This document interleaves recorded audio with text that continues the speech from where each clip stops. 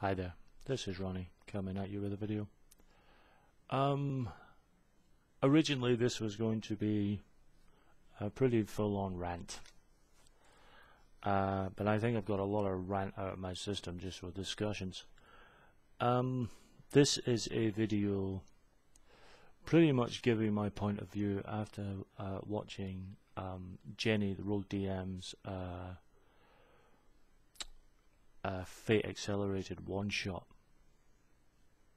that she did, and a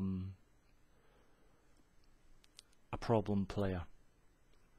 Now, originally I was going to name and shame this player, but I think what I will do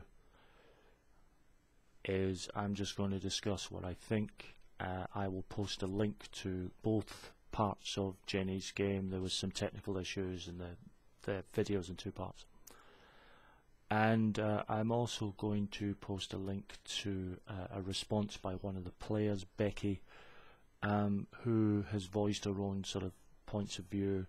I'm going to mention one of those at the end because I slightly disagree with her on one of those issues, but so I'm just going to throw that in anyway. Right. I witnessed, in my opinion, one of the worst examples of gaming I have ever seen in my life. I've had some bad players in my time, but this was a whole different level. So I'm going to crack on to this. I've got a little list. I even have notes this time, which I don't usually do for these videos, but I want to crack it right in. Okay. This one's the first thing I want to bring up is using an aspect and sort of knocking it all out of proportion. The player in question kept using an aspect that he knows everything about the Hudson River, or everything that happened around the Hudson River, and he was using this aspect to try and know everything and everyone and get every skill. He was using and abusing that skill way out of proportion, to the point where it was almost breaking the game with it. Just to be clear, you may know everything that happened around the Hudson River, maybe, but that doesn't mean that everything that ever possibly could happen in the history of the world somehow happened to happen around the Hudson River. Don't abuse the system. Fate, I'll be honest, people know me, I'm not a big fan of it, but there is a certain flexibility to the structure, but that doesn't mean you try and bend it to the point of breaking it. It's really not good, and it was getting a bit boring, after the sort of 15th, 16th, 17th time of hearing him going, well, I'm going to use my aspect, I know everything about the Hudson River. I was almost expecting him to say, I knew everything about the Hudson River so I can decide what kind of a crap someone took that day. Second, stop interrupting players. It's fucking rude. It's just bad manners. Now, the way Google Hangouts work, sometimes you'll start a sentence and somebody starts a sentence at the same time. Or someone is halfway through a thought and you haven't realized it, and you start a sentence and then they continue. This happens, folks. It happens. No way around it. But that's different from then turning around and actually saying, waiting a few seconds, knowing that person is speaking, and then shouting over them. I mean, it's not even that they were interrupting, they were shouting, almost screaming to be heard over this other person, whose turn it was. For fuck's sake, wait for your fucking turn. Google Hangouts does have a solution to this problem. It's a very simple one. If something is happening and you think your character would react, either wait for the GM to say, right, what are you going to do?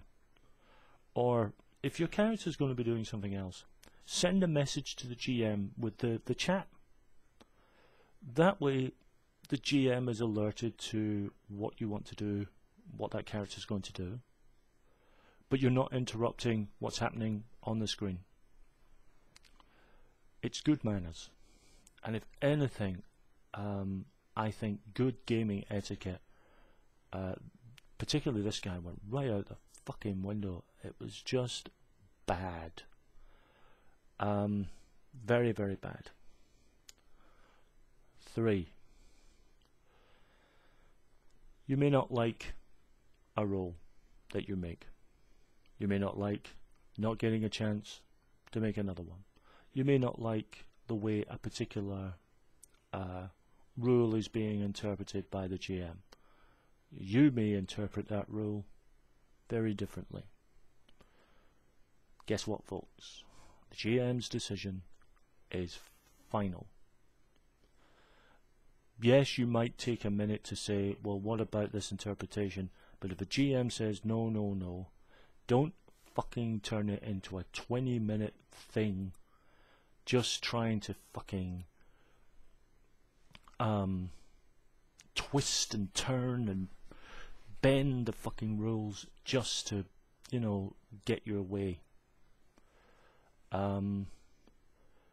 What I saw was just, you know, it was almost tantamount to a childish tantrum at times, you know, not liking the way a roll had went or a rule had went, and it's like, no, no, no, but, no, but, no, but, for fucking ages, until on a couple of occasions the GM just went, oh, for fuck's sake. You could see it in her face that it was just like, oh, for fuck's sake. You know, just shut up, man. Just go on, get on with it. I want to get on with the fucking game. I mean, that game lasted 5 hours, and if this guy had actually played and had actually been decent and kind of honourable, then personally I think that the game would have been a hell of a lot shorter. Don't metagame. Number 4, don't fucking metagame. It's one thing if the GM says, you know, you need to do a spot check here, okay? What skill are you using, or what aspect, or whatever. It's a different thing when you say, right, my character is going to come in and he is going to do this check and he is going to use this aspect and that aspect. No.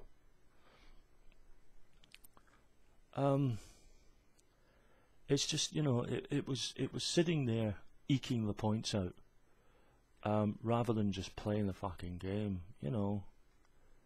It's just it was car crash TV watching it this morning. It was just, you know, I'm sitting there going, this can't get worse, and it did. Very, very bad. 5. Your stats and skills are the foundation of your character. You then build upon that with role playing. They are not the end result. Play the fucking character. Now, this particular instance is actually dual, because in one, you know, he was playing a 15-year-old boy who was acting like a 40-year-old guy, and at one point was trying to chat off a 40-year-old woman, which, leaving aside the kind of disturbing hepophilia of that situation, it was just not on. He was playing a character that was far more mature for his years. Now, by all means, play a cat. You know, if you want to play a kid, play a kid. If you want to play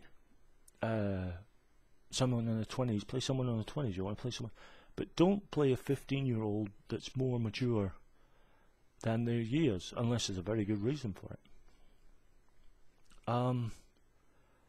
It was, you know, it was almost as if at times he was just playing an extension of himself. I know we all do that to some degree, but this was laughable. Just bad.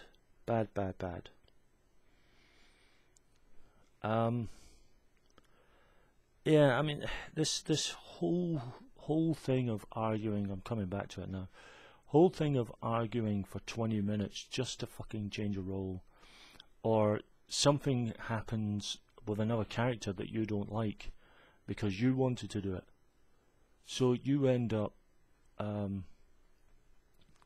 trying to create a role or create an aspect or ask for a complication so that you can do it.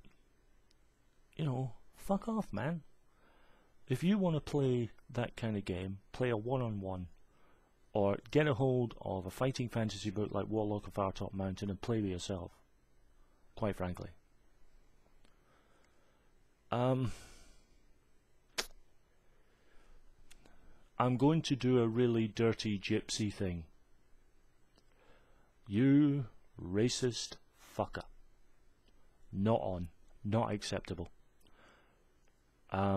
That was when you totally lost me. Completely unacceptable. And I don't know whether the GM actually caught that or not. It was unacceptable then, it's unacceptable now. Really, really, really not a good thing to do. Don't play to stereotypes, especially not negative stereotypes. Play a full fucking character or don't play a fucking game. Yes, you can resort to archetypes, even maybe the odd kind of well-known archetype stereotype, but flesh them out.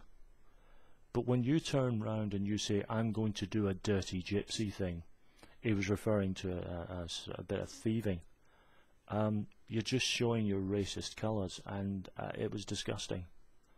Utterly disgusting, and